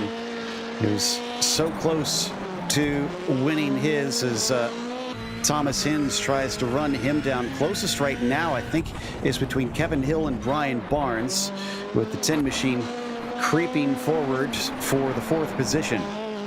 Yeah, indeed. That's number 10, just trying to hold in about 2.5, 2.6 seconds behind. Oh! Commentator's curse befalls Brian Barnes. So the 90 is going to be able to get past him, even if he can't manage to get it turned around. So Warling gets promoted up into 5th now. Yeah, Brian's just got it now recovered, and he just got passed by Cam Dance. So Cam Dance has made his first pass of the day due to Brian Barnes' mistake. So he has one more to get by in order to get his charity considered his charity represented for the 2022 season. There we see him on board. If I know Cam, he's not going to settle for anything but the win out here today. 6th place is not going to be satisfying for him, and he's definitely hustling. I don't know how you're going to get the win away from Justin Morton's hands. This man's already done about half the course already. Yeah, you're right. He's past the halfway house already. And the 20 car of Josh Wolf just going past the Twin Bridges right now. There you see both of our feeds at one time. A lot of hand movement happening for both drivers. Yeah, definitely a lot. You can see there Justin looking his way through the corners. Flick on the handbrake there to just help that rear end break away a little bit. Try to help him out the best that he can. This is looking extremely good for Justin Morton right now. That gap is monstrous, and he's almost a 5-mile grade. Yeah, he's got a large gap back down to Josh Wolf. But Josh Wolf, after that point, it's very tight between Josh Wolf, Kevin Hill, Travis Warling, Kurt Crum, and Cam Dance. Cam Dance has, in fact, made it up into a position where his charity would be represented. So he's only about 10 seconds behind Kevin Hill, who is in the 3rd position. And you see the Mid-South driver just about, that looks to the dirt section of the track. Car hopping as it bobbles across the crest, and now on to the dirt and gravel, flying up the hill, kicking up its rooster tail as it goes. Just such a great thing to see, and yeah, you can see he's already put a pretty big gap of about 7 seconds back to Brian Barnes, trying to close down to Kurt Crum ahead of him. That gap holds at about 2 seconds. He is certainly coming on. Whoa! That was close there from Cam. He kept his foot in it though. Oh my goodness, that is Kurt Crum going way off, and it's going to be contact between the two of them. Can Cam keep it going? How much damage does he have? Its car's definitely steering right on its own right now. Oh no, and I can report that Morton just went by the hairpin. Here's the replay of that incident. Definitely an unfortunate victim of circumstances, and it says fight on his car, but he's going to have to fight the steering wheel, unfortunately, for the remainder of this one. Yeah, he is. And these last couple corners here, especially coming through green pipe, is not where you want to be having to fight the car. You want it to just be working for you. Looks like nice tight fight between Travis Warling and Kevin Hill, actually. And I believe Morton is just going past the mothers-in-law drop And in fact, yeah, it is the finish for Justin Morton. He will take the win in the number 21 here in the pro split of the Majors playoffs in 2021. Ooh, Walt Wolf just went off as well. Yeah, Josh Wolf is off track, so this puts Kevin Hill and Travis Warling very close in behind him. I think Wolf is still going to get it done, but he's just up the hill from these two who we're riding on board with. There you see Travis Warling following in behind Kevin Hill, and Josh Wolf just up the road. This is for second place. It's gotten very close, and I think Wolf is a little bit damaged by the way the car is creeping around. He is struggling, and Kevin Hill now is under threat. Oh, goes to cover off, and both of them are off track. It is going to be Wolf who takes second, as now, who can scramble back to the course? Oh, across the line. Did he get it? I can't tell. Warling may have crossed the line backwards ahead of Hill. It looks like Thomas Hins, after having a couple of wrecks himself, is going to get the final representation here if he can make it through the last couple. Look at that. I think Warling just creeped his rear tire across the line before Hill got there, and that was a screaming Josh Wolf trying to make it through. But Hins is going to get that final representation of the charity for the 2022 season. He crosses in 6th. It's still a tight battle for 7th and 8th, though, between Kurt Crum and Brian Barnes. This is for pride now between this last pair. But we won't be able to show for now, so I believe we're going to take a quick break. We're going to come back with the unofficial results as well as driver interviews, so stick around.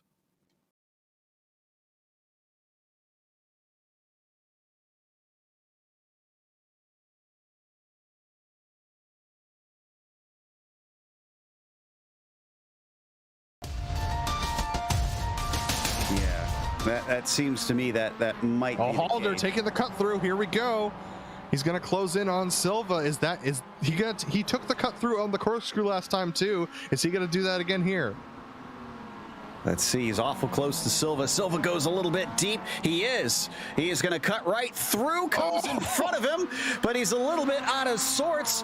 Car manages to get itself back together, and Nico Silva tries to cut back on him, gives him another little hello, sneaks inside, down into turn 10, and makes a pass. I can't remember the last time I saw a pass into that turn. It's going to take a brave move for the four chicanes here. No side-by-side yet from Sanchez. Trangarade will have to hold on through a tight section. White flag coming to checker flag now. Sanchez needs a big corner exit here. Hard through the corner towards the final chicane. A slide for Trangarade. He hits the turtles. Sanchez with the pole. Side by side, they all slide. Trangarade wins it. My goodness, what happened? Is that going to be enough to counteract anything? That's a battle for the lead as well. Frisha trying around the outside now. He's going to try to hold it out, but again, Paulie Portsonen able to hold it out. Oh my goodness. And in the back, you can just see that is Juan Costa looking out of place, trying to get on the inside of Jukka Tolonen as they come around side by side and just shoved out to the grass. Thomas Simon has struck. He struck again, the second time in 2 corners. On the inside, going around the Lesbo 1 into Lesbo 2. Jukka Tolonen and Thomas Simon going at it. As we jump back to the car number 66 in 9th position, that is going to be Steve Bray looking to make the move on Alexander Wilfred on the outside, making it nice and tidy. Hold on to your hats, come on. Don't do it now, gentlemen.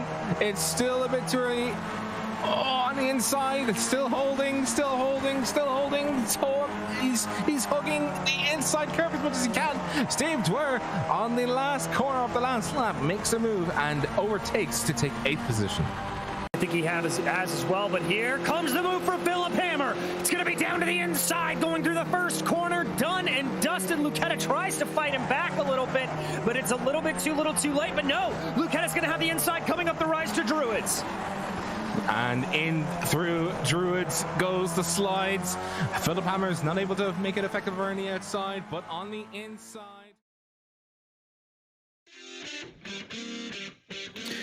Welcome back to Mount Washington Auto Road, our first point-to-point event here on the Global Sim Racing channel, and it gave us a lot of fun. And in fact, it gave us 6 drivers who have their charity of choice now in the 2022 season from the pros, and 6 more from the Sportsman split. But the winner of it all up at the top was Justin Morton, who could not be beat in that pro split. So a great job to him. And I do believe that we have him ready to talk to us now. So let's take a chat with Justin and see how much that experience that we had mentioned paid off. Justin, congratulations on the overall victory. That was impressive stuff. Did you think when you got seated first that you'd be able to keep that all the way up? I knew I had a pretty good chance of keeping it there. I definitely wasn't pushing 100% just to make sure I didn't have any mistakes like in the group round, but I knew I had a good chance. I knew I had a really good time in the car, so that was a lot of fun. It looked like a ton of fun. I know we enjoyed it from up here, but we kept making a big deal out of, we've called plenty of races of you on the dirt over the years and on GSRC. How much do you really feel like that helped you in this, since so small of the course is on dirt? I don't know how big of a help it was. It might have been a little bit. I've done some rallycross racing. I think the bigger help was doing some rally and some other stuff.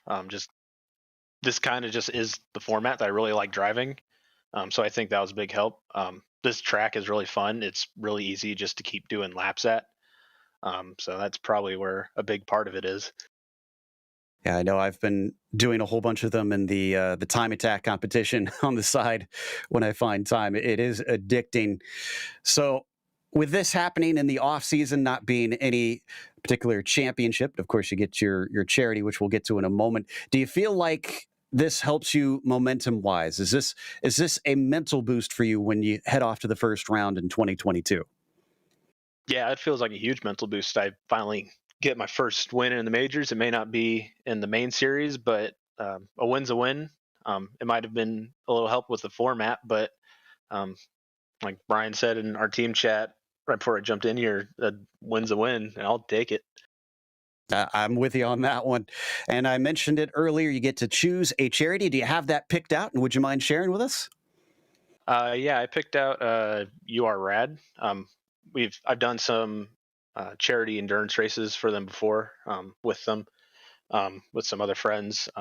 It's a pretty good charity.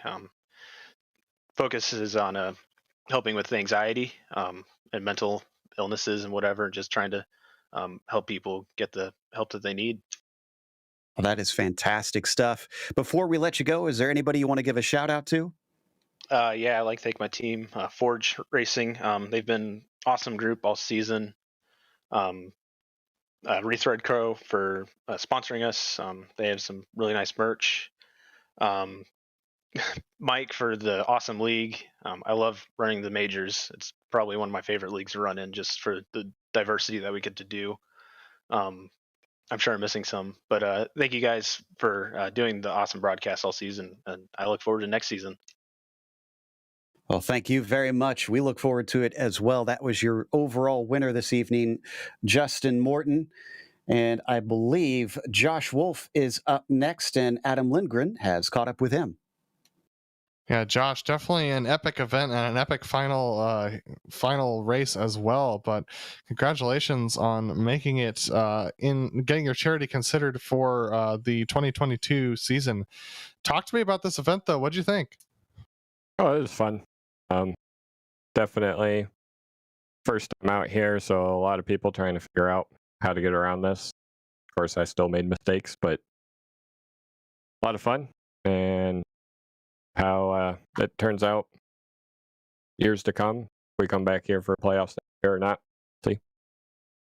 Yeah, definitely an adventure out here on Mount Washington. But talk to me about that final race. It was very interesting out there with the 8 cars, and you definitely had you got very close there at the end to come across the line in that second position. But it seemed like it was quite a mess there at the finish line. Yep, I made a mistake in that final sector yet again. So luckily didn't get stuck on anything. That was the big thing. Absolutely. Very easy to do around here. But Josh, you did a great job out there and got your charity, gonna get your charity placed onto one of the races here in the 2022 Majors Series. And do you know who that charity is at the moment? Have you taken your pick yet?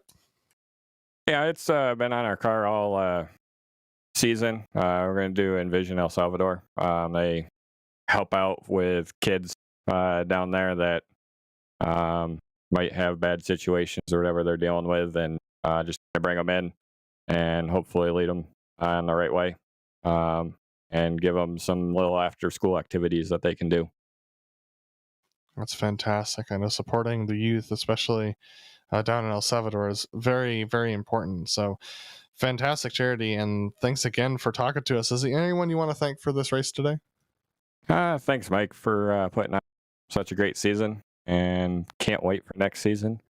And all my teammates out there, we did a great job this year getting that championship.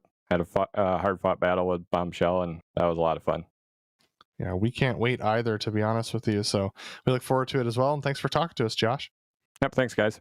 That was Josh Wolf, who was able to get his charity taken in for the 2022 season. It looks like we have our one of our sportsman drivers, Chris Branson, who's talking to DJ Clark. I am indeed. Chris, obviously a bit of a different race out there, but coming home second, that's got to feel pretty good. Yeah, it was pretty fun. Well, when you approach a race like this that's not necessarily on a circuit, obviously, and a little bit longer, how does that change your approach to it? How does that change your preparation getting out there and getting ready for an event like this? I'm just in a sportsman class. I don't really have a technique or anything. I don't do anything to get ready. I just enjoy playing iRacing for fun. Well, all right. There's nothing wrong with that at all. And obviously, because in finishing second, you will be able to pick a charity of choice for the majors next year. How have you thought about it? And do you know what charity that's going to be? Yeah, I went ahead and we selected that during registration. I picked Forever Footprints. Can you tell us a little bit more about them? Sure. They provide support for families that lose kids during their pregnancies. I love that. I love that's a good cause to be giving to. Obviously, fantastic stuff, but in a great run today. Anybody you want to thank for this run? Oh, yeah, Brian Scrivener from High Class Racing and Andy. Those guys have been helping us out all season, and they're just a fun group of guys to hang out with and race with. Well, fantastic, Chris. Congratulations on a great run here today, and we'll hopefully see you next year. Thanks, guys. And that was Chris Branson. And that is going to close us out as well for the 2021 Majors playoffs. So we want to give a big thank you to the Majors for bringing us along to cover this one. We look forward to seeing what craziness we have next time around. And of course, a big thanks as well to the companies that provide the software and hardware for our broadcasts. You can see them listed here on your screen. Additional thanks to June Lalonde, who provides our wonderful music. Check out her Bandcamp for more great work. And thanks to the team today, Adam, DJ, Ryan, and Dougie. You can find more info about GSRC at globalsimracingchannel.com or through our social media. And also, check out our merchandise store at simracingmerch.com/GSRC. We keep a link in the description below, but while you're down there, don't forget to subscribe to our YouTube channel so you don't miss a moment. The next race in the official season is going to be at Watkins Glen. There'll be a 2-hour race Sunday, January 16th at 8 p.m. Eastern. We have upcoming races for other series listed on the screen, so check those out. Mark them down on your calendar. As we mentioned earlier, the Outsiders Racing League is back again tonight at Pocono at 10 p.m. Eastern. But until next time, race clean, race hard. We'll see you on the track.